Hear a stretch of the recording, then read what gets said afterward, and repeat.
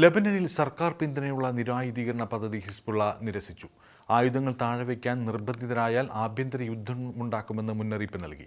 ബെയ്റൂട്ടിൽ Palestine വിഭാഗങ്ങൾ കീഴടങ്ങിയതിനെ തുടർന്നാണ് ഏറ്റവും പുതിയ നീക്കം.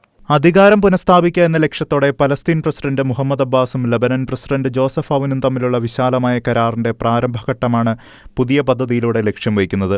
2024 ഇസ്രായേലുമായുള്ള യുദ്ധത്തിൽ നിന്ന് പിന്മാറിയ ഹിസ്ബുള്ള നിരായുധീകരണ സംരംഭത്തെ ഒരു പ്രതിരോധ ശക്തി എന്ന നിലയിൽ തങ്ങളുടെ ഐഡന്റിറ്റിക്ക് നേരിട്ടുള്ള ഭീഷണിയായി കാണുന്നു.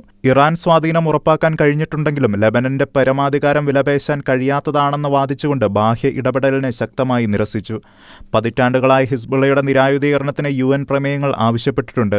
അമേരിക്കയും നിരവധി യൂറോപ്യൻ യൂണിയൻ അംഗരാജ്യങ്ങളും ഹിസ്ബുള്ളയുടെ സൈനിക വിഭാഗത്തെ ഒരു ഭീകര സംഘടനയായി പ്രഖ്യാപിച്ചിട്ടുണ്ട്. 2024 നവംബറിൽ ഹിസ്ബുള്ളയും ഇസ്രായേലും തമ്മിലുള്ള ഏറ്റുമുട്ടലുകൾ അവസാനിപ്പിച്ച US-ഉം ഫ്രാൻസും മധ്യസ്ഥതയിലുണ്ടാക്കിയ വെടിനിർത്തൽ കരാറിലും ഇതേ നിബന്ധന ഉൾപ്പെടുത്തിയിട്ടുണ്ട്.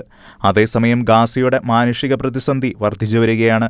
ഐക്യരാഷ്ട്രസഭയുടെ പിന്തുണയുള്ള ഭക്ഷ്യസുരക്ഷാ വിശകലന വിദഗ്ധർ വെള്ളിയാഴ്ച റിപ്പോർട്ട് ചെയ്തതനുസരിച്ച് ഈ പ്രദേശത്തെ 1.5 ദശലക്ഷത്തിലധികം ആളുകൾ പട്ടിണിയിൽ കുടുങ്ങിക്കിടക്കുന്നു.